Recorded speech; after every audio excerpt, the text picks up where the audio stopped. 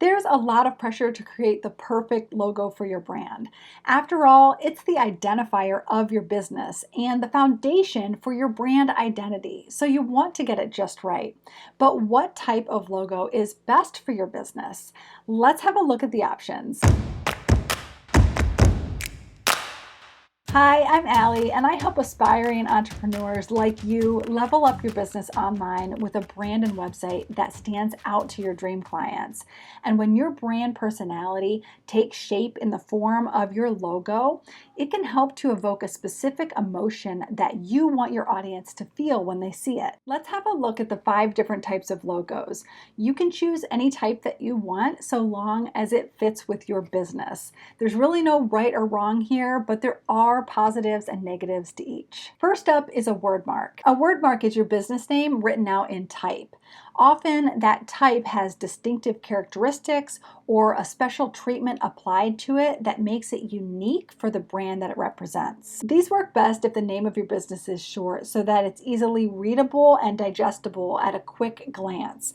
And if you don't have any ideas for a symbol to use for your brand, then a word mark makes for a simpler solution. The downside of a word mark is that they tend to look generic if they're not done well. So be sure that the style of the words that you use help to evoke your brand's personality, whether that be whimsical, serious, strong, or creative. Some big companies using word marks are Coca-Cola, eBay, and Google. Next is a letter mark. A letter mark uses the initials of the words in your business name, or often just the first letter. Sometimes these are called monograms. A letter mark is a good choice if you have a long business name because they take up less space and fit better in specific situations.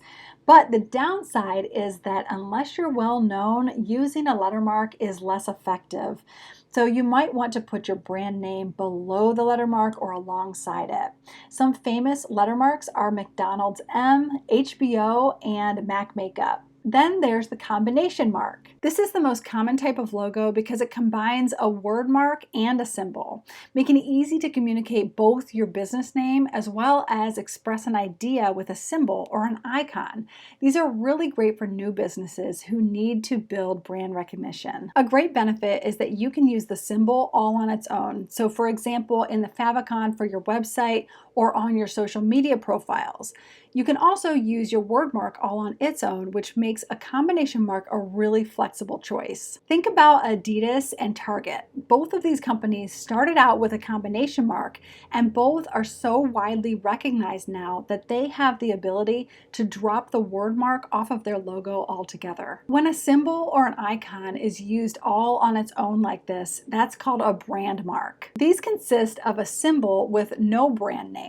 Because of this, brand marks are best for businesses who have built up a solid brand foundation, like Apple, Nike, and Twitter. It would be risky to only use a symbol when you're just starting out and not really recognized yet. A better option would be to go with a combination mark and then leave your business name off in certain situations when you can, like on social media profiles. The final type of logo is called an emblem. Like the combination mark, the emblem uses both a word mark and a symbol. The difference is that both are contained within a shape and they're never used alone. So think badges or seals. Often these are used inside of a circle, but you'll see other shapes used as well. Emblems are compact, so they fit really well in small spaces.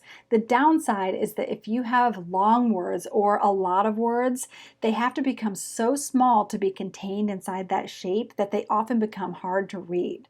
Harley-Davidson is a really great example of an emblem.